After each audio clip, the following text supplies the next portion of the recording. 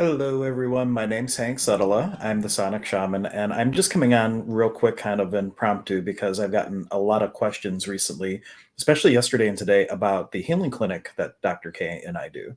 So I just want to make a quick little video, and I'll be sending the link to them, but thought, why not just address all the questions all at once? Before I go into it, though, let me go ahead and make sure I have this public on my page. If you get value out of these videos, I invite you to start a watch party, share the video, especially if you're sharing the YouTube link. But let me go here and perfect. So those of you who don't know, if you're like just catching this randomly for the first time and you're like, what are they talking about at Energy Clinic? Dr. K and I, Dr. K is a functional medicine doctor. She is a foot and ankle surgeon by training, and then went on to do functional medicine, and then is also holds, I think it's energy mastery, pranic healing is the modality that she uses. But it's like her talents, and then me being someone who's into aromatherapy, sound healing, shamanism, we've come together to offer these little energy clinics every first and third Monday of the month. And tonight's the next one, but we've been getting a lot of questions since we opened this up to being virtual. People are like, well, what do you do virtually? Like, how is that as potent? Is it not as potent? Is it even worth coming on and doing that? So we just wanted to take a moment and kind of just address those things. So my teacher, Zane, would say that sometimes virtual work is actually more potent than in-person work. And one of the reasons for that is you're not picking up necessarily on a person's body language. You're not picking up on things that might taint your point of view. You're just strictly doing the energy work. And you may even try to do it without having a video on. And we typically like to see our clients, but when you take that element out of it too, it's not like you're reading signs or body language or anything. You're going straight on intuition, and oftentimes that can create a different potency and different things like that. But typically, the way that we work is the person sits down in a chair. In the case of a virtual session, I basically have the person do a pakui, which is a sacred breath, into my mesa, which actually, since I'm mentioning it, let me grab it so you can see what it is. But it is a tool in the tradition that I practice. At least I think it's in here. See, this was really a random video. I was not prepared to come on with my mesa. But this is my curandero, or my Kintu mesa, rather. And it has different stones and different things in it that represent the elements. But when I work virtually with someone, what I like to do is just have the person energetically introduce themselves to the mesa, go through a little process, and they do a sacred breath of Pakui, breathing their intention that their astral self, that a portion of them is coming here, and breathe it into the mesa. And then I set that on the chair, and this acts somewhat as a proxy for the person. And so we set that in there, and then we do the session just as though you were actually in the room with us. And the camera course is on, and we do our thing. And I usually use sound healing. Dr. K is doing pranic work, and every session is different, so I can't really say exactly what goes on for every single case. But what I've noticed in the time that I've worked with Dr. K is I have a tendency to agitate the hucha, meaning to take the heaviness that's in someone and kind of illuminate it. And while I'm doing that work and I'm doing some sound work with it, Dr. K is going and she's using her gifts with the pranic healing to take that, remove it, and sever it and cut the cords, because all those heavinesses in us are fed from somewhere. We would call those cords. You might be familiar with that from metaphysics and things. So the question then becomes, well, what is feeding that heaviness to be there to begin with? Because we can remove that, we can enlighten it, we can work with it. But if we're not stopping what's fueling where it's coming from, that is a concern too. So Dr. K cuts the cords and things of that nature. Let's see. Any questions now that I see some people watching? Basically, we're talking about energy clearing. And one of the reasons why we're big proponents of it is well, out of curiosity, how many people watching identify with being an empath? A lot of people are empathic. And what occurs is you have like 90% of what you're aware of may not even be yours to begin with. And so a great starting point to start getting to your own stuff is going through a process where a lot of the other stuff is removed. Let's see, I just heard notification sounds from somewhere. Okay, but it's not to do with the live stream, so sorry about that. Oh, no, I lost where I'm at. Here we go. But welcome, everyone. And this is a great forum, too. I'm going to walk you through a little process right in a moment or two, just to kind of get a taste of energy clearing and what it can do for you. But the idea is that when we're in judgment of other people, places, and things, There's a saying, when you name it, you claim it. Because if you have a point of view that it's polarized one way or the other, it kind of enters into our field in a different way than if we look at it outside of ourselves and go, oh, that's interesting. And there's no charge on it. So now it's not entering into the space. So one great tool is interesting point of view. And you're not going to charge it either way. So that person's not angry. For them, whatever you're aware of, that might be potency or might be something else. It's not necessarily anger, but when we identify it as anger, now that in a way is resonating with other things that we've labeled like that in our field, that's called cellular memory, and it can kind of clog us up. And then it becomes really difficult sometimes. Well, what is mine and what isn't? And how many people get angry for what seems no reason? What it is you might be getting this container of emotion that you're pulling all these things in from, and then one little thing that seems insignificant pushes you over and releases all this stuff that's been building up, right? So it's really important, especially as empaths, let's get rid of the stuff that's not ours. One process that we can all do together is called the Shaman jakui, and this is something that I run continuously while working with clients, and it's something everybody can do. So whether or not you ever come to see me and Dr. K, this is an amazing little technique. And before we start, I'm putting my hands behind my back, and I'm opening what we call in this tradition the Wiracocha egg. And I'm just raising my hands back around me, raising them up to my head. And as I'm doing that, it's making this field of energy, this egg of energy, which I like to call the bug zapper. So then as the healing process goes, anything that's coming out of the field is kind of get instantly transmuted by this field of light that's around you. So we do that, and then I take my field and I kind of cast it over you, kind of like this energetic blanket. And then all you need to do is, with your disciplined imagination and with your allowance, just to open up your field at the top and allow this, we call it the Saman Jakui, Father's Rain. It's a purple iridescent rain that cascades down throughout your whole body, your whole being, your whole bubble. And it effortlessly moves anything that's dense, heavy, or stagnant down to the bottom of the energy field. And then we allow our beloved Earth Mother, Pachamama, to take that. And all hucha is, all heaviness is condensed light. So, because everything, if source is all there is all at once, is hucha bad? No. It's just light that's very, very, very dense. And it's not necessarily something that we can use for ourselves to create possibility. We gotta shift it. It's fertilizer so that we can grow possibilities, but we gotta break it up so it's usable. When it's really solid, it's really hard to use. And one great tool to break that up is give it to the earth. For her, it is the most delicious chocolate. For her, it is fertilizer that she will use to grow blessings for us and give back to us. It's all part of the cycle of energy, kind of like the circle of life, except it's the energetic cycle. So you allow that rain to come down through you, allow it to pull at the bottom of your feet, ask Pachamama to take it. And when you do that, you're also being in huge gratitude for this hucha. Because imagine if I came to your house and I had this bottle of wine, right? And I say, yeah, I wanted to get you something nice, but I just got this $2 chuck stuff from Trader Joe's. I hope you like it. Do you really want that wine? No. So when you're dealing with your heaviness, that is a part of you. That is a part of what's brought you to the place where you are today. And it has created pearls of wisdom for you. It's like the pressure that's created the diamond, right? It's the trauma and the drama from all the experiences that have pressurized and created a pearl of wisdom that you're going to keep. And that's going to be something you can use for your fellow travelers in this world. But the heaviness, the trauma, and the drama, you don't want to turn your back on that. That was a necessary thing for that diamond to be made.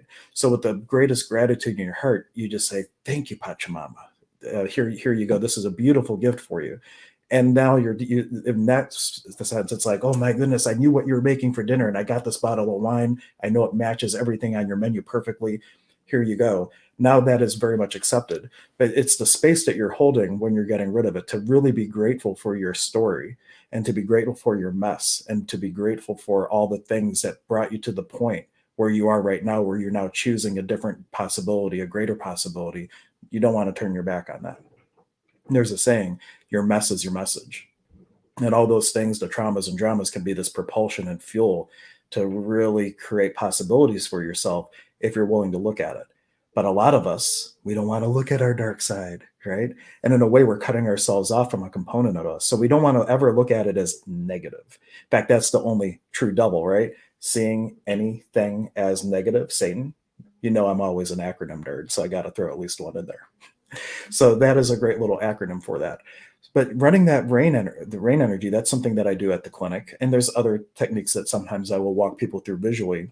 But that's essentially what the clinic is doing, is we're identifying these heaviness spots, and we are using different tools to lighten it up and then transmute it into fuel for possibilities. An acronym, not acronym, a metaphor that Spirit has recently been giving me is like a hot air balloon.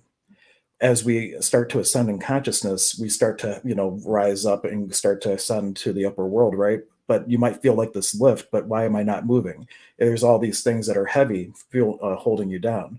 It's not like you want to take those sandbags and put them from point A to point B.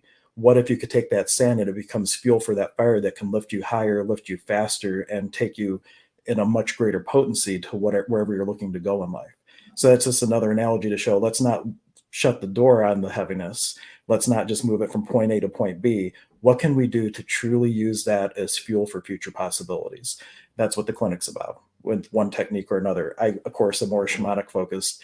Dr. K is more pranic focused, but she also has other techniques that she'll walk people through. For example, all the times you've ever felt resentment and having the person continue to say that, continue to say that, continue to say that. I think it's called the Prometheus process. And we've done a video on that before on the other YouTube channel if you want to go check it out. But what it's really doing is you're asking energetically, where's the original wound? All the times that I've been resentful. And you keep saying that, and you're allowing yourself to drop deeper and deeper and deeper into these places of heaviness till you get to the point where, well, here's the original wound. This is the place where I first had a resentment and first felt betrayed, or whatever the energy is that you're working with. And when we find that original wound and we deal with that, all the other things become much lighter and easier to deal with. So a lot of things in healing work, shamanism, and other modalities is about getting to the original wound that is causing things to show up in your reality. So with that, that's kind of all I got. My little random rant. And virtually, again, the way that we do it is just the proxy, and then we video the whole thing so you can see what we're doing.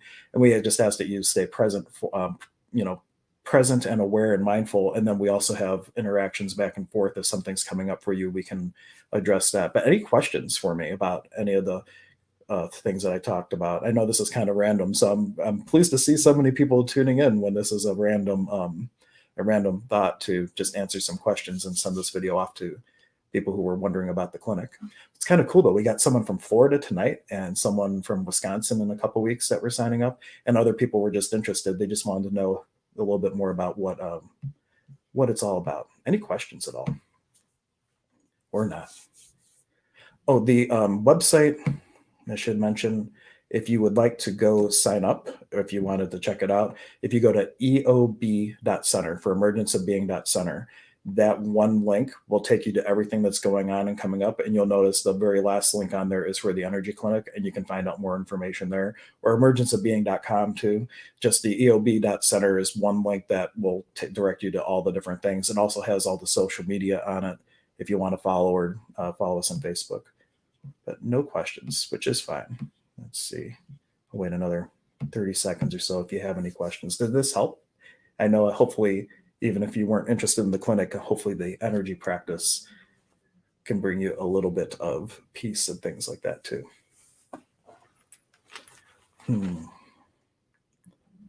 Actually, let's just go ahead and get centered real quick before we kind of close the space, since we did open that Wiracocha. Just bringing you through one other energy process, just allowing from the waters, from Mama Unu, Mother Water, a black energy to come into the tailbone, allowing that to swirl throughout the totality of your being, both known and unknown, taking anything dense, heavy, or stagnant, and effortlessly moving it out of your body, out of your being, and into the earth beneath your feet. And while allowing that black energy from the water, turning your attention to your navel, and seeing this beautiful red energy flooding in from Pachamama, our beloved Earth Mother.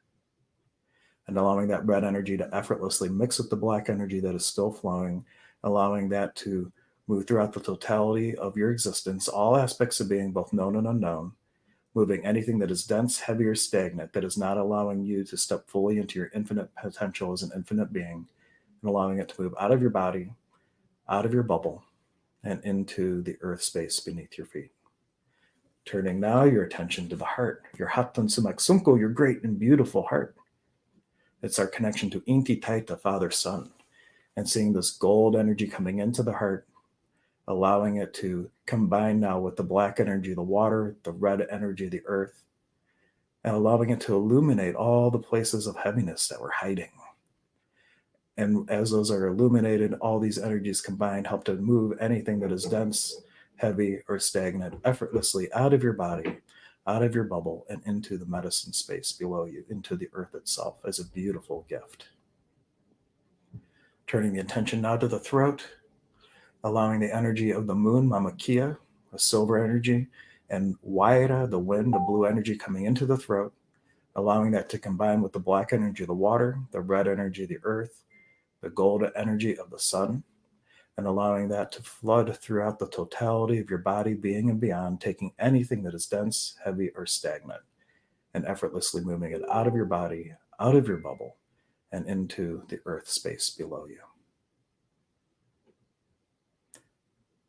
2 more flows of energies, stick with me, from the crown of the head, opening that space again, allowing the iridescent rain cascading down throughout the totality of your being, effortlessly filling in all the voids of the energy that's been moved by these other energies, allowing it to flow effortlessly down to the bottom of your feet, filling in all the voids, and also this energy of Wiracocha, this creator energy, the ability to combine harmoniously any other energies perfectly every time, allowing it to harmonize and balance all these different energy flows for them to be able to work together.